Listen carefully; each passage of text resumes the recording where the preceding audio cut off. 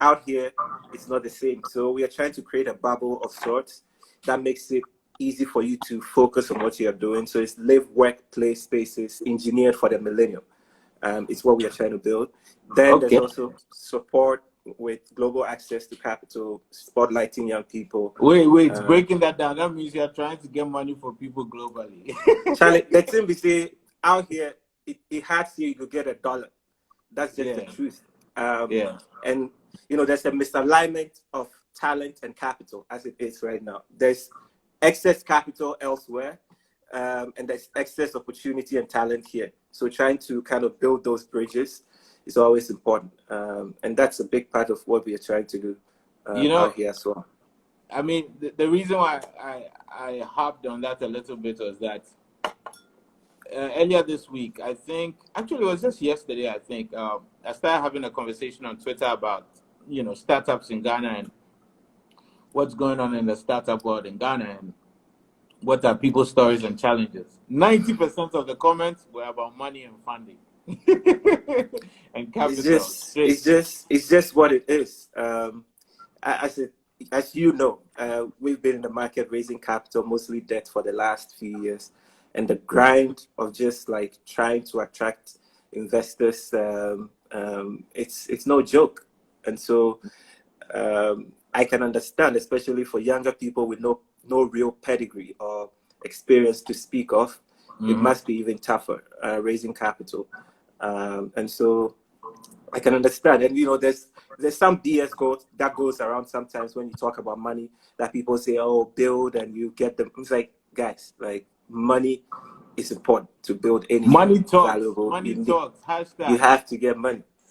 And for me, even personally, it took me a while to wrap my mind around just how important capital is to make some of these dreams come true. So, yeah, I can understand the frustration of a lot of these young people who are trying to do things. They believe they have great products, but just can't find the money to make it happen. And obviously, there's ways to hack it.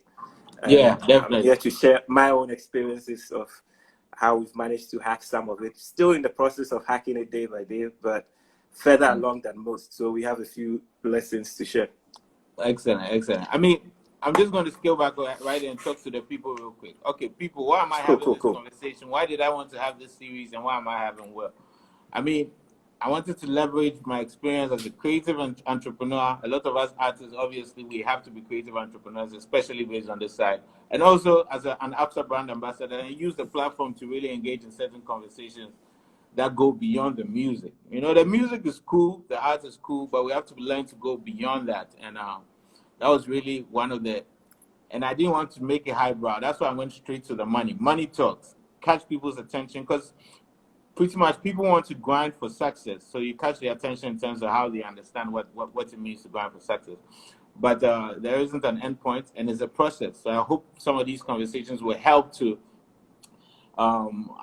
unpack and discover what the process is and what the climate is in Ghana, especially for startups and entrepreneurs. So tell me, like, how many startups are you working with currently as Impact? So on current record, we have about 32, but we use the word startup reservedly. There's always context. It's anywhere from 21-man teams to one-man teams. So it's a broad spectrum. And there's companies that have raised $1 million, and there's companies that don't have a million what? They raised $1 million what? Yeah, I mean, there are VC-backed companies at the Impact Hub that have raised more than $1 million. Guys, obviously, that's where the trick is. But so that's where the trick is. It's obviously not most of the companies that manage to do that, and this is also true talk, right, are not Ghanaian companies. But they are based in Ghana. But their business is based in Ghana. Their product will be based in Ghana, but their capital and the founding team will be either UK or US. And I'm seeing different hacks to this thing. So those are some of the things we'll talk about. Case in point, a company based here, 17-man team, everyone on the team is Ghanaian, right? The founder is Ghanaian and British, but all the capital is UK capital, right? So the question it comes to it shows the point that geography matters. Where you come from, the connections you have matters. So if you're based in Ghana and you're building products in Ghana, you need to look beyond Ghana to both get access to that capital you need and sometimes the talent as well. Hold on. Let's scale back real quickly because we're trying to scale up is the theme, but let's scale back to scale up. Now, a lot of people have this idea that I need money before I begin kickstart my idea. You see, my experience in doing music is that literally I started creating the art before even figuring out the business of it, right? So I wasn't making a demo to find a record label or anything of the sort. I was creating, I was executing the passion, trying to figure it out. And then literally went on an independent struggle, tried to figure out how to print CDs, how to do everything that a company that sells music does. That's essentially what I did. But I didn't have a business plan. I just had talent. You understand? And I was learning for the creatives, it's because the product speaks for itself and it's easier adoption than most. That curve is sometimes a lot better to get around, right? Because if you're creative and you rap and the talent is great, it will connect quite easily. Where it gets tough is for those that need some sort of capital to even create the MVP, because nothing they need to create a thing can be tapped from within, right? So give me an example. Whether agriculture or give me an example. Yeah. So let's say I'm trying to build a biodigester. I'm a Ghanaian young man. I think there are too many people cooking with firewood across this country, and there's smoke in their lungs. And in 2020, no one should die of lung disease caused by cooking with firewood, right? Or charcoal, yeah. Or charcoal, right? Which is a real problem there. So I say, okay, I've developed a basic thing in my head. Conceptually, I can see how I can turn, say, organic waste from home into a biodigester that can turn into methane gas for cooking, for example, hypothetically. Now, the parts I need, maybe I can go to magazine and get someone to do a mold for me and a few things. But then there are little things that I need to put together to actually create an MVP to come show m.ch. To create a what? No terminology. Sorry. To create a minimum viable product, right? Okay. That's what, a prototype? A prototype of sorts. Something, the barest minimum version of the product. Yeah. It's something like that. It's a lot more complicated to put the pieces together with no money in your pocket, because it literally involves buying hardware, right? Putting things together to create things. So obviously, the curve from idea to execution might be a tad longer than when all the things sits within you and your brain and your heart, like a rapper. So that difference is clear. So exactly. So you're saying that for some startups, some businesses, they need capital to start up. Regardless of how small it is, they need something. And even that small, sometimes it's a really tough thing to come by. Which brings me to my next thing. We can't talk about scale up if we don't talk about how early stage innovation is supported. If there's not millions or thousands of early stage ideas getting support somewhere to kind of even experiment, scaling up becomes things for a few kind of privileged people who have access beyond like what the ordinary hustler has. So we need to find a way to kind of decentralize or democratize capital a bit. And I don't know what that looks like necessarily.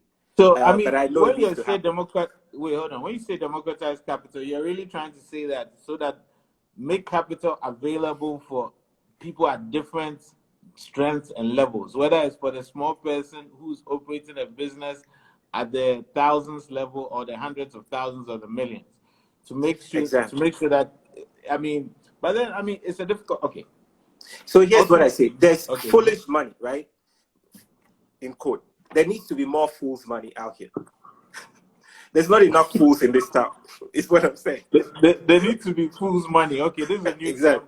term. Okay, to There's scale not up, we enough need fools. fool's money. Okay, Mate. No, not necessarily even scale up. I mean, at scale up, the money needs to be smarter. Okay, so to start, you need some to even fool's money. start, exactly. Yeah. We need As a in, we bunch have of to be fools out fools. here. Okay, go ahead. Sorry, go ahead. Yeah, we I need think a there's lot a more slight fools delay. out. Oh, okay. No, it's fine. Go ahead. It's Yeah. fine now. So my point is that we need a few more fools in town who have enough disposable income and want to kind of make a play for a few bets out there, right? To your point, they have to gamble a bit.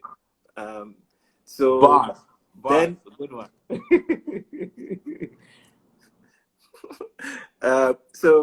we need more gambles at the early stage so we can get more potential scale-ups, because scale-up companies don't come out of thin air. They come from a certain base, and if that base is not strong enough, we won't have that many companies that will begin to raise more capital. I know we've talked about money a lot, but yes. Sorry, go ahead. So I was saying, so the wise thing for any ecosystem or country that wants to support startup, the wise thing is to apply some fool's money. At least be foolish with the money small, to let a lot of ideas just small, strike. So that ideas spread. Because you know what is, Instagram that we are on is, I'm sure that's how they got their money to start it, to try it out, right? Exactly. And they end up selling for $1 billion, and now Facebook, they hold everybody hostage. But that's a story for another day. I don't want them to cut this live, so I can't slander okay, so that's definitely one thing that you're saying is needed in Ghana. In your point of view, though, what in terms of what individuals with agency, what they can do themselves, right? That will give yourself the best possibility to start up and then to scale up. What are 3 practical things that you would say that almost across all startups that people have to do, no matter how small you are, whether it's you alone sitting in a basement somewhere, whether you're creating product like maybe a shea butter project, something, and then you're trying to, what are 3 things that across different industries you say people have to take into account? Okay, so in this conversation, I'll switch from my hustler brain to my venture partner role at Ingressive Capital, where we invest in mostly between 100 to 400K into early stage African ventures. The things that attract the founders that are exciting to us most of the time when we are trying to make deals, these are some of the traits I've seen in them, the ones that kind of manage to make things work. So, like we just said, a lot of the times there's no money to start the thing, and so it's slightly complicated. But the ones that I've seen that have managed to make some things work, realize that, and this is me just being very practical, right? I've seen too many people out here banking on just the strength of the idea to get some resources to execute it. But the strength of the idea alone is not enough. I think people need is skin in the game. So some of the good people I've seen manage to hack this, find a way to keep some sort of a job or something that generates enough just for you to be able to at least create that prototype, right? Okay. And so it sounds like a no-brainer, but I know so many young people can be so blinded by just the promise of their ideas that pragmatism gets thrown out the window. And I see it all the time, right? It's just they think everyone should just drop everything and give them their money. But I think everyone wants to see how much you believe in this thing yourself.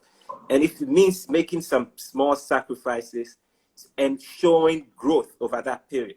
And the other thing is, this thing is not a race. I see people start today and want to grow to a 50 people. This thing is, especially if you're in this part of the world, it's a slow grind. It's a slow grind. So if it takes you a year to save money and build your prototype, do it. Don't start walking around for a year screaming at everyone for not giving you money. Find a way to do something that generates the income you need to be able to, over time, invest in the thing yourself in the smallest possible way. What people like to see is growth and progress. So if in 2012 they met you and you had an idea, and in 2013 they met you and now it's a prototype of some sort and it's all generated from your own hack, it improves the probability of them listening to you further. So that's one of the first things. One of the wait. After you say every point, I'm going to summarize it in a musician 101. So basically, do for yourself and others can help you do. Go on. You know that.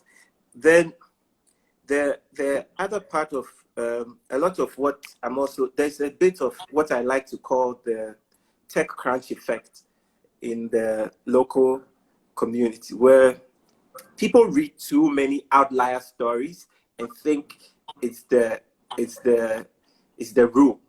But these are the exceptions, actually. A lot of the crazy shit we see is the reason they are newsworthy is because they are exceptions. So a ton of young people will not build Facebook. That's just fact. Facts. It's just fact. The chances are 1 in how many billion? Yes. Exactly. So the benchmark, the true benchmark, is the average company across the world. Say, if you look at every ecosystem, you have to kind of benchmark yourself and understand that and I know we are speaking to a lot of young people, so that's why if I'm 28 or 26 right now, my true shot at success in this whole madness that we call running a company won't likely happen until I'm truly well within my early to mid 30s. That is when just a mix of experience, maturity, and sharp instincts and some of these things you can't, there's no way around it. You just have to learn it. And so just inherent, I think for me, what I've just come to realize, it has to be inherent, that you understand that this is a slow grind and I have to build for it. Because if some of this success actually comes really quickly, most young people would not be able to handle it. Just that's fact. It happens in music. It happens everywhere. It's just fact. You know, it is so crazy because I think most people, when they see me, they say it takes 10 years to be an overnight success in music, right?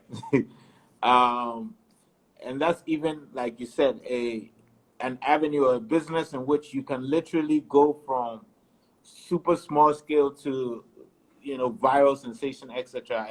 But the reality of it is those are outliers, like Soulja Boy, all these things that happen. You are absolutely right. Even in a thing in which there's close contact between creator and consumer, such as music, there is most of these stories people know they are such outlier stories. It does not happen for most people that way. It does not happen that you just come out and your thing works and you make money, or you are successful and you are able to sustain. Even the people who get to see a bit of the limelight or people enjoy what they are creating can literally crash and burn in a year or two. So I think part of what's important with these conversations that I think you really hit the nail on the head. And I hope people really are hearing that part, that you cannot focus on the outlier stories. It's like, it's so alluring though. How can somebody not want that? How can you not read? Even you have to get out of it. It's just the only way to build anything worthy of being a life's work. You have to get out of that zone of trying to be part of the outliers, because chances are it will not happen for you that way. In fact, a recent study said that some of the most successful companies across the world are run by people 40 and above. Right? Just fact. And we are not talking Google, Facebook, just like thousands of regular multi-million dollar companies. Exactly. Yes. Are run by people who've had some experience, grown, build relationships, and all of these things. It's just how life is. And so let me before in Ghana, I almost feel like that is probably people 50 and above. I wouldn't be surprised. I don't have the data on that, but I won't be surprised. Yeah, but go on. Yeah, sorry. So post that second point, I think the final point, the third point there is that rigor is everything. Like the attention to detail. If you let's put it this way, anyone trying to build a company, anyone truly inspired to build something valuable and impactful cannot rush it. So it takes rigor and patience and adhering to standards. And I learned this the hard way. I was charging like a bull in the early days, just like, talking at 100 per, miles just per, like per second. run. Exactly, just like running from brain to mouth to people with no real consideration of the impacts and kind of all the thought processes. Something I say is important to me, that rigor is required for me to actually gain the respect and audience. I wasn't putting time into it. So once people go kind of beyond the surface, they see that it's all mushy inside, and no one wants to engage that. And I see too many of that. I've been in that box before, where you're all over the place, but you're not putting the thought into the real thing that you're building. And it takes that rigor is the hardest thing, because imagine grinding and also trying to adhere to like standards and all of what will make people actually pay attention to you, right? So I see people talk about money, but then we say, okay, send me your deck and your data room, for example. Most people have no clue what it would take to raise 50K of another person's money. It's a hard freaking grind. Like a typical investor request for your data room has you modeling the entire business case over 5 years. Most of it's projections. You can't predict the world, but the rigor it requires and building these assumptions and everything that they need to make their decision. You need to have built the skill set to provide those things. And beyond the idea, most people just crumble when these things come up. It's just like crumble. And I learned these things the hard way, right? Raising our first round of debts, just like, damn, this thing is madness. And then wait, let me clear something. You said raising your first round of debts, right? Exactly. You see, even that outlook is difficult for people to understand, because once you collect somebody's money, there's debts you're talking about. But people are definitely thinking that I have the money, it's my money, my company money. What most people don't recognize, if I had my way, if there was any other way to build a company that without taking other person's money, I'll go that way. Because the sheer responsibility of taking someone's money, if you are truly conscientious and respectful of yourself and all of it, it's a big burden, because you essentially make a promise, right, to deliver X over this period. And money is one of the biggest dividers of humanity, like generally. So you can go from friends, money and love. Those two. You can go from friends to like vicious enemies in like 0 to 100. So there's even the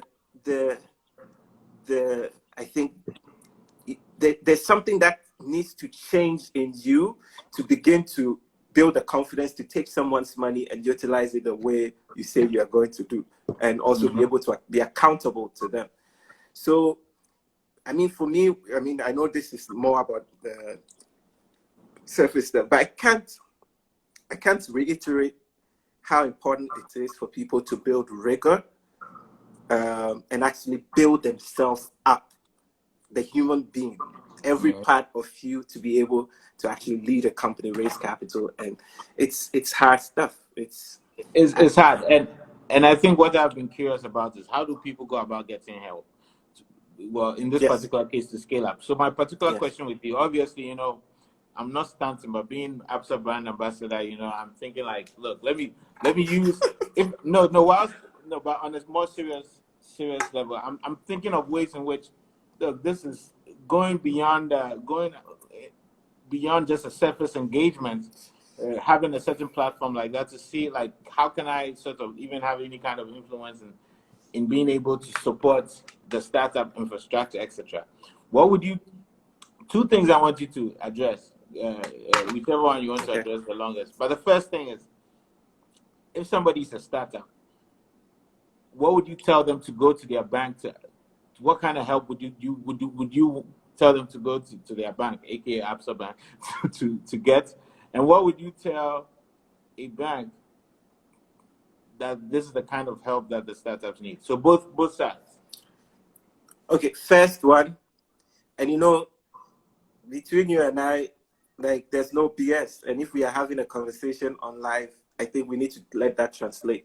Okay. The Ghanaian financial services infrastructure or ecosystem as it's built has two things: zero interest and zero capacity to engage early stage ventures, period. Early stage ventures. Okay. Well, it's not designed to optimize at the earliest stage. It's designed to optimize when you've grown already. And there's millions. And yes, that's just the fact. So if you're a small Ghanaian startup trying to build something, the Ghanaian banking system was not built to serve you, period. Even saving your own money, it's not built to serve you, even with saving your own money. So what could be done so that it's built to serve you? Yeah, okay, we are coming there. Okay, exactly. Okay, there we go. Okay. So, so then to the second part of it, and I've told you this. I think the power financial services, financial institutions wield is so massive, and I wrote about this in that piece I sent to you about corporate venturing. Given how much of the Ghanaian business activity is so kind of tied to the banking system, they have leverage that I don't think they are using right. So banks have significant leverage to turn users to things that they think they want to make a bet on, and they can win both ways. So let me give a basic example. If I'm running, I'm a Ghanaian, and I'm running an accounting software company for small businesses, for example, right? Okay. Let's say everyone here is using QuickBooks and paying some subscriptions and all of that, and maybe it's not built for how we do business here, for example. And so I designed something that is very intuitive for the Ghanaian. And I go to Absa. Absa should be able to tell me that, okay, you've just given 100,000 cedis into your startup account here, and we are interested in helping you grow to become a long-term client, right? So we give you our SME banking division.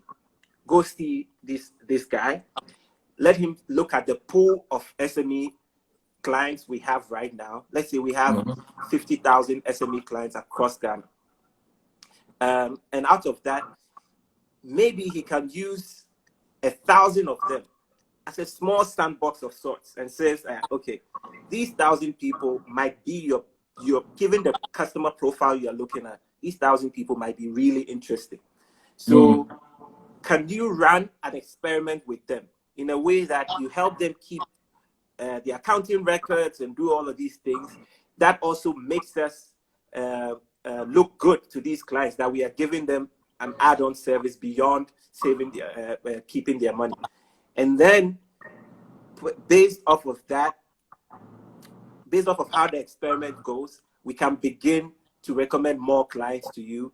In that way, Absa has better data for its SMEs, helping them grow and do all of these things.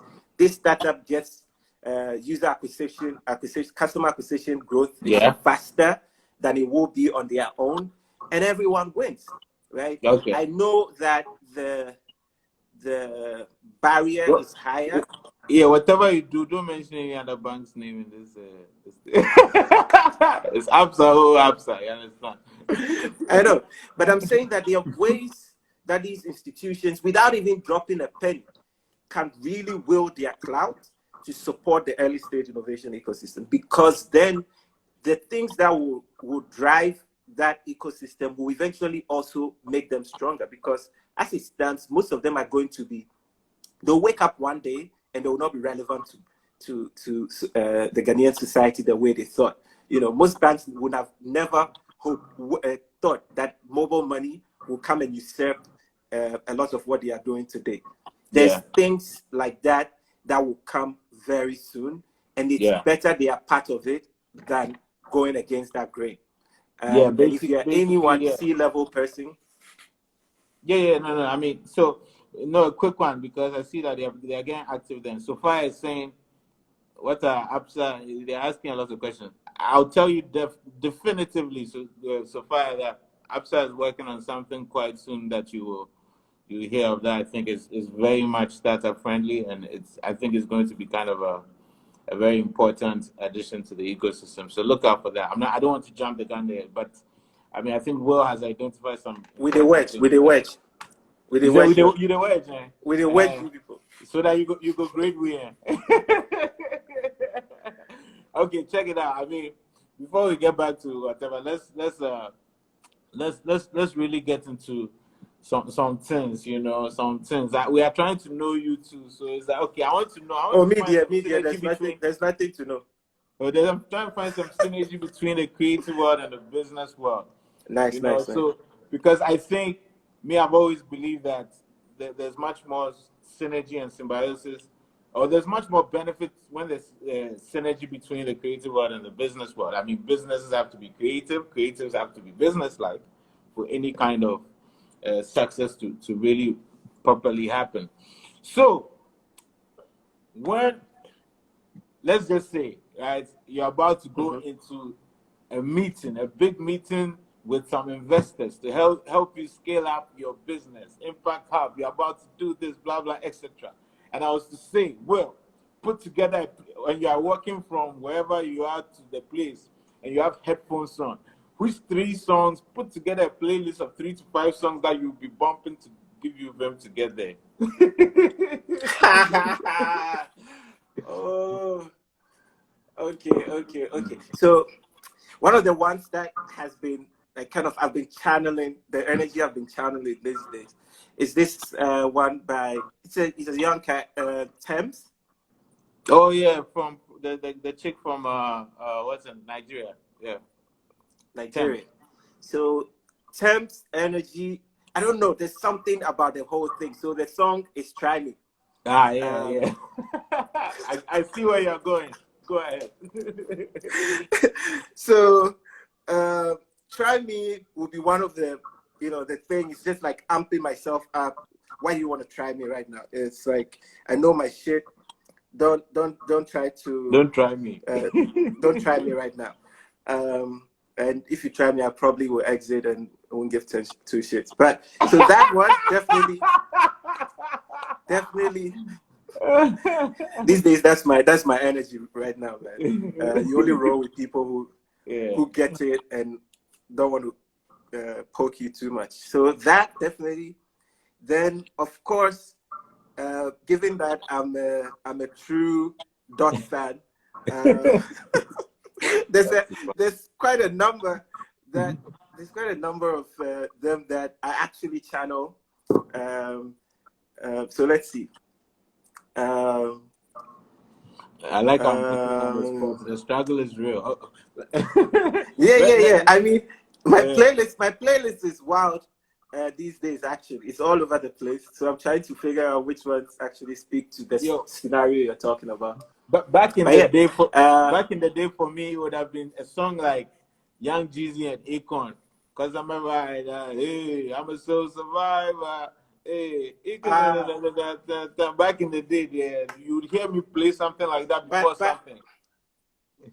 But that was back then, right? That was back then. Right? Your energy be different, Absa level things. You understand? So what would it be now? Sophisty Ratchet. What would it be now, right now? What would I play right now? What do you play right now? To try and get me into the mood when I'm going to get some big money talks and things. Let's see. I think I'll play Burna Boy's Killing Them. So we're killing them.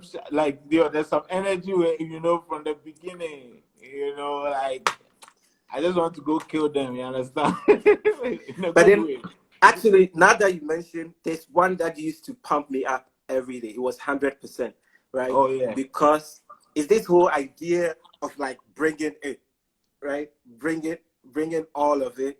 And I'm of Ewe descent. So anything that goes you to don't my... say, but go ahead. Oh. So anything that goes to, like, my soul, like that mix of Ewe with the whole, it was like vibes. I remember this was one of my big ones, actually. That's what's up. These days, I have to be honest, music is, I don't go to music the way I used to go to music for kind of motivation. The mood, exactly. I have enough kind of wellspring it comes from.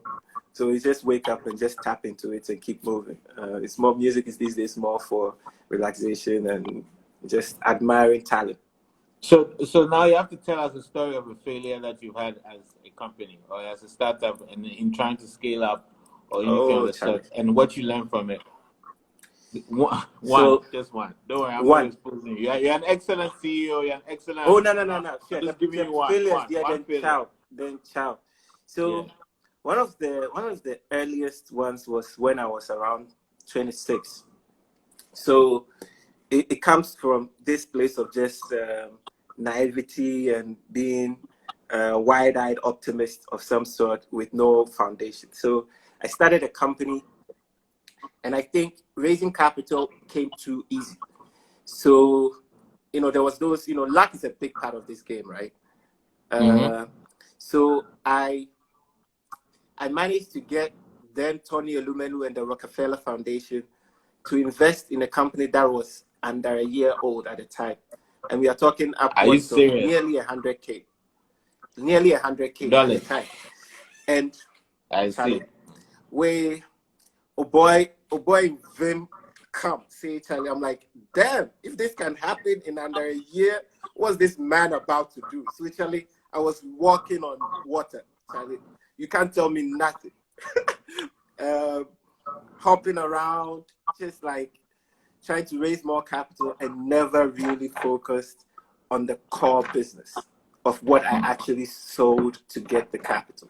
So it became more about the optics of it and all of these things and how it looks on the front end and, the storytelling and all of that. And never really built both the personal capacity and the team to actually build on the product. And it's, my friend Bright Simmons has a terminology calls companies like that zombie startups. They are not dead and they are not alive. They're just existing. Exactly. So at some point I think I had one of those companies that was essentially a zombie startup. And I quickly had to have a real hard talk with myself and say, you know what? Your heart was in the right place, but you just didn't have the skills to do it. So just pull back. And thankfully I had some really great people who were my early investors. Pio Gabriel was then one of my earliest investors. Oh, big people like that. Okay, at least a Ghanaian one. Exactly. Yeah. Man, like, that's why I know there are people like that. Spio knew me from nowhere. He just hit me up one day and say, hey, I like what you're doing. I'm going to invest. And spent the following year just a lot of my like the way I think now about things were things I just picked up in our Tuesday board sessions and all of that. Wow. But then even then when he was doing that, my head was still in the cloud. So it wasn't after a few years later that some of it kind of sat with me better because now I had the experience, I had a frame of reference to actually piece things together. So I'll say running a zombie startup at the time when I had a real shot at growing that company and making it into something is one of the biggest failures and regrets of my life. But I'd say that it's led me to build grit and appreciate money more than I ever did back then.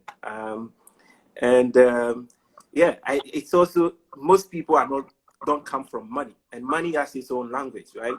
So it's you either hang out with people that understand that language, or you learn it the hard way. And I think a lot of people just don't spend the time to understand how to speak the language to those who hold it, and what forces them to give it up. There's a science to it. It's both an art form and a science, and you have to spend the time to do the work. And so my failure then was that. Yeah, but hey, man, it's good that it happens at 26, man.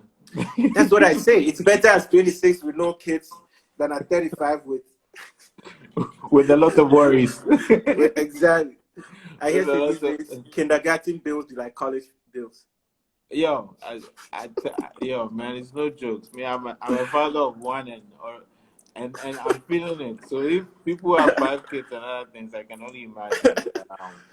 Nah, cool. I mean, but so I'll end up with 2 things, and I'll allow you. Okay. I'll allow you to ask me. I'll allow you to ask me 1 question, but I end up. Okay. I have 2 more questions for you. So I ask you 1 question, you ask me another, and then I'll end up with 1. Cool. For you. Okay. So my question is this: what for you? You know, in trying to be successful as a startup, and in trying to scale up as a startup, what for you, whether personally or observed, is 1 trait of the company or the individuals running the company that normally leads to success? You said stuff about Rigor, etc., but I'm giving you an opportunity to also sum it up in terms of 1 trait that either the company or the individual has to be able to successful as a startup, or to be able to successfully scale up, which is a big concern for many people. 1, Bill. Wow. We are knowing it's a 1. Yeah.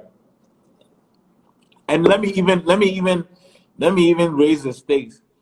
Let's talk about Ghana in terms of startups you've seen and individuals you've seen in Ghana, and in your experience, and yourself included. If you are to see what is the central thing, what is the traits that all these people have? I won't call this. I don't know if we will qualify as a trait, but you tell me this. The companies that eventually win, every time you look deep, there's something about the team that just makes sense, right? So, like when I put on my investor hat at Ingressive, every time we had a conversation with a founder, there's this, and you kind of study the team. There's something about just the dynamic of the people in there that just builds confidence.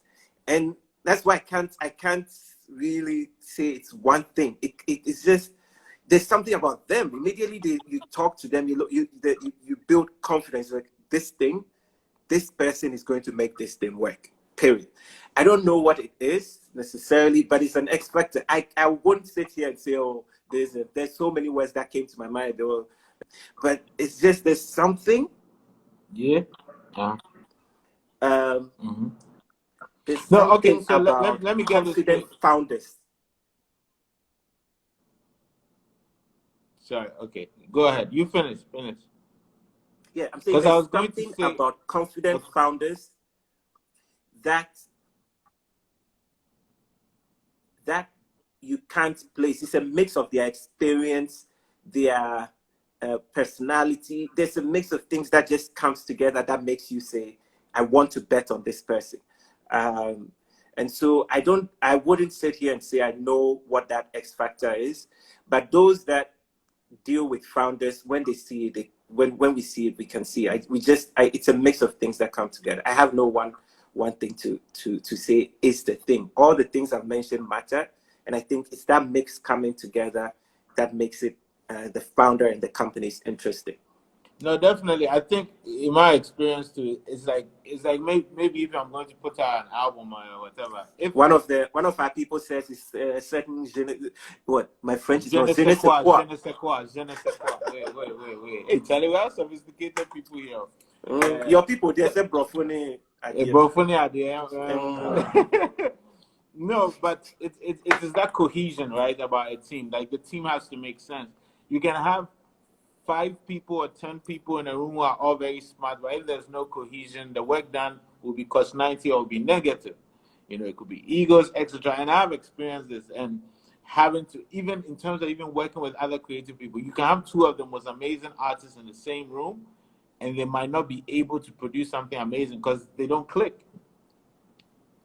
Exactly. And so I think making choices about the structure and the cohesion of the structure of a company is important. I mean, you know that I've been rewatching Suits. Did you watch Suits? Did you used to watch I watched Suits? every single episode of that show. Thank you. Now, I think if you watch Suits, I'm the classic underdog, right? Yeah. So every underdog story speaks to me, right? Yeah. So that guy's story is it's something I can own. Exactly. And the battles and the internal contrasts and all of that, I can own all of it 100%. So yeah, to your point though. No. I mean, pretty much when you watch Suits, you really understand how an organization can work or break down depending on how cohesive the structure is, and how there has to be a number one and somebody has to be willing to play number two and all these kind of different things. Everybody can be the king, And I exist in a realm in which everybody wants to be king, so I decided to be the god MC, straight up. Hover over them. Yeah. Like Zeus. Yeah, Akosia in a different realm. Okay, so it's almost an hour. I thought we were going to do 35. Know, right? Yeah, so Instagram when I told my girlfriend it's going to be a 30-minute chat, and he said, "Yeah, right." Yeah. She said, "Yeah, right. You're talking to M.anifest. Yeah, right." No, look, listen. The last time I was calling Will, and I told him like, "Yo, let me call you for a few minutes, 2-3 minutes." I think it ended up being 15-20 minutes, and that was like late nights when the Monday was. So yeah, I mean. Yeah, but anyway, I guess to round it off, my bro Charlie, much respect, giving you more vim for your work. I'm not trying to gas you up, but I mean this Money Talk series is always going to be with people that I definitely am impressed by or that I connect with. And the squad on here for no say the next few episodes you'll likely be sitting in Culture Forward and taping. So exactly. Smart guys. We didn't even get to touch that. Can you imagine? Another time. Yeah, exactly. So it's crazy. Wow, I didn't even watch. Next time, I'm going to have a timekeeper. The next time, every 15 minutes, will tell me that, hey, guy, move that thing along. But yeah, no, it's been real, my G. Thank you for being there, for popping the Money Talks cherry. We'll connect more. Hopefully, yeah. I mean, obviously, we connect more. We know we are doing stuff together. So, I mean, you guys all follow Impact Hub Accra, and especially for the startups. And if you have friends and other people who have great ideas and have great and can become great businesses, this is a time for us all to like power up, and make things happen. So part of it is also connecting, and I'm hoping that I can be able to leverage this platform to do that. So much love, my bro. What do you say? Say Hustlers Unite. Hustlers Unite. The end of it is Hustlers Unite. Grind every day, be grind day. Hustlers Unite. Money Talk. Much respect. Absa brand ambassador. M. Bless up. Hustle. Grind. Much love. All right, Charlie. Later. Rings M. Have a good one, bro.